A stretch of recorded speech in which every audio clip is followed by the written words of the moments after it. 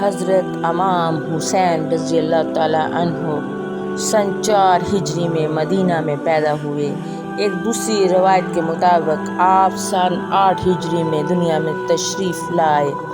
آپ کے والد محترم حضرت علی رضی اللہ تعالیٰ عنہ تھے، جنہیں اللہ کا شہر کہہ کر بھی پکارا جاتا تھا۔ علی المرتضیٰ حضور رسول کریم صلی اللہ تعالیٰ علیہ وآلہ وسلم کے چچا زاد بھائی بھی تھے اور مسلمانوں کے چوتھے خلیفہ راشد بھی۔ امام حسین رضی اللہ تعالیٰ عنہ کی والدہ محترمہ بی فاطمہ الزہرا رسول مکرم صلی اللہ تعالیٰ علیہ وآلہ وسلم کی سب سے چھوٹی صاحبزادی تھیں اور حضرت علی رضی اللہ تعالیٰ عنہ کی شریک حیات تھی۔ آپ کو خاتون جنت کا خطاب ملا تھا۔ امام حسین رضی اللہ تعالیٰ عنہ کی دائیا کا نام سیدہ ام الفضل تھا۔ انہی نے ایک بار رسالت مآب نبی آخر الزمان صلی اللہ تعالیٰ علیہ وآلہ وسلم کی خدمت میں آ کر اپنا ایک خواب اس طرح بیان کیا کہ میں نے رات کو ایک بہت برا خواب دیکھا ہے، اور یہ ہے کہ آپ صلی اللہ تعالیٰ علیہ وآلہ وسلم کے جسم کا ایک ٹکڑا کاٹ کر میری گود میں ڈال دیا گیا ہے۔ علیہ وآلہ وسلم نے ام الفضل کا خواب سن کر اس کی تعبیر یہ بتائی: تمہارا خواب بہت اچھا ہے، فاطمہ رضی اللہ تعالیٰ عنہ کے ہاں لڑکا پیدا ہوگا اور اللہ تعالیٰ نے چاہا تو وہ تمہاری گود میں پرورش پائے گا۔ ام الفضل کہتی ہیں کہ جب سیدہ فاطمہ رضی اللہ تعالیٰ عنہ کے ہاں حضرت امام حسین رضی اللہ تعالیٰ عنہ کی ولادت باسعادت ہوئی تو امام الانبیاء صلی اللہ تعالیٰ علیہ وسلم کی تعبیر کے مطابق وہ میری گود میں ڈالے گئے، اور اس طرح میرے خواب کی وہ تعبیر پوری ہوئی جو مجھ سے سرور کائنات صلی اللہ تعالیٰ علیہ وآلہ وسلم نے ارشاد فرمائی تھی۔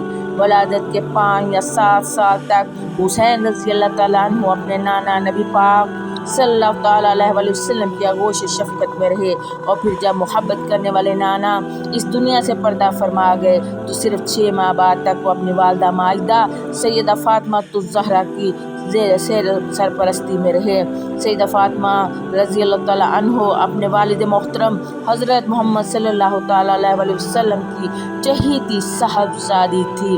فاطمہ الزہرا کے بارے میں نبی کریم صلی اللہ تعالیٰ علیہ وآلہ وسلم کا ارشاد پاک ہے: جس نے فاطمہ کو اذیت دی اس نے گویا مجھے اذیت دی۔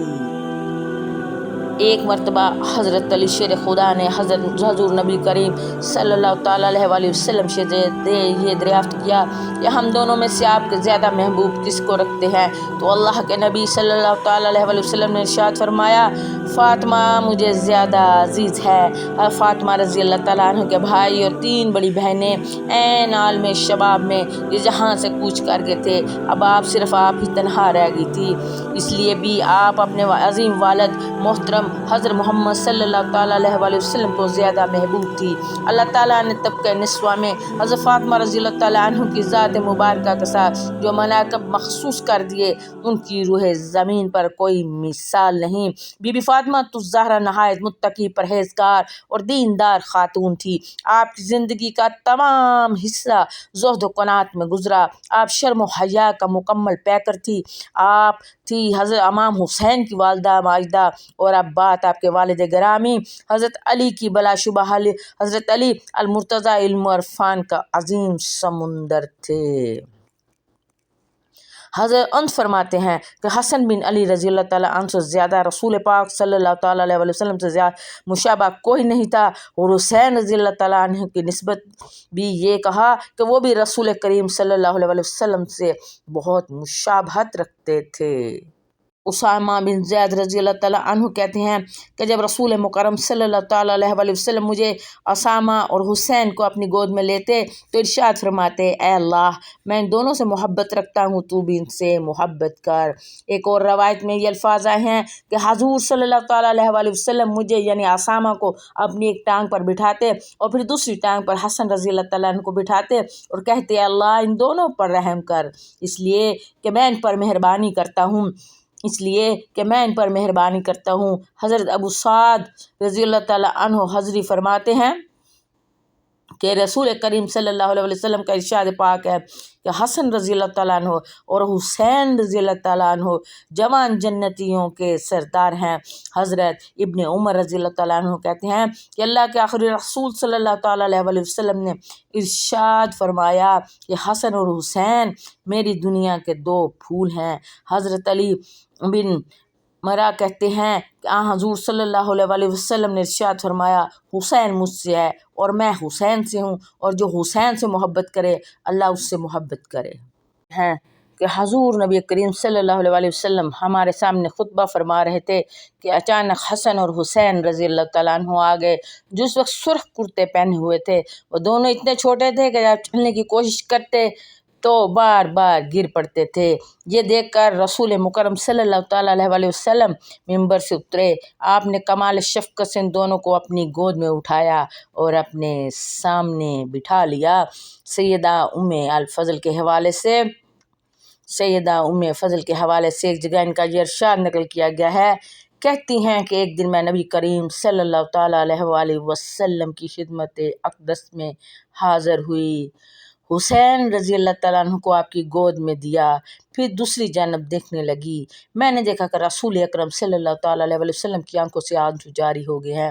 میں نے عرض کیا اے اللہ کا رسول، میرے ماں باپ آپ پر قربان، کیا بات ہے؟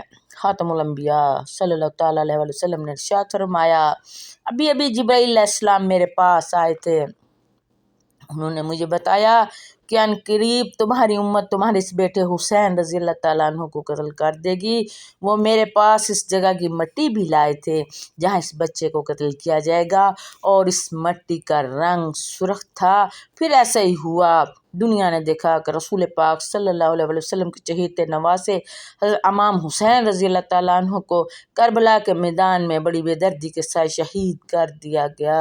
حسین بظاہر تو دنیا سے چلے گئے، مگر ساری دنیا کو جرأت بہادری کا یہ درس دے گئے کہ ظالم کے سامنے حق بات کہنے سے کبھی نہ ڈرنا، اور جسے غلط دیکھو یا جانو اس سے غلط کہنا۔ مٹی کے نم کو دیکھے پانی کے نم کو دیکھے، جائیے جائیے ہم کو دیکھے، پچھلے قدم کی دھول کو جھاڑ کر آگے آئیے، رستے کے ساتھ بھاگتے اگلے قدم کو دیکھے۔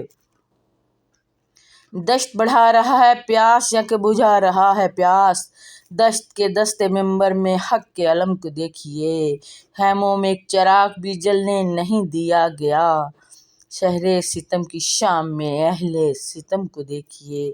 ہم کو امام صبر نے یہی سبق دیا، ہم کو امام صبر نے بس یہی سبق دیا، دیکھیے بس حسین کے رنج و الم کو دیکھیے۔ کامیاں یہ وقت عصر کے وقت میں ہی سما گیا، عصر کے دکھ کو دیکھیے، عصر کے غم کو دیکھیے۔ ہو رہی ہے پھر لہو میں ابتدائے کربلا، سر سے پاتا کچھ نہیں ہے ماں سوائے کربلا، سامنے آتا ہے پانی تو میں ہٹ جاتا ہوں دور، پیاس کو محفوظ رکھتا ہوں برائے کربلا، زندگی ہی زندگی تھا نوک نیزہ پر وہ سر، روشنی ہی روشنی تھی وہ ہوائے کربلا، تب سے یہ ہونا نہ ہونا ایک برابر ہے ہمیں، کربلا میں کیا ہوا تھا اے خدائے کربلا، 3 دن کی پیاس جانے ختم پر کب آئے گی، جانے کب ہوگی زمیں پر انتہائے کربلا، لوگ کیسے لونگ ہوگے کیسے کرتے ہوں گے سوگ، جب تلک رکھی نہیں ہوگی بنائے کربلا، کہنے سننے کو یہ 2 مضمون ہی باقی رہ گئے، ایک صلوت کربلا ہے ایک صدائے کربلا۔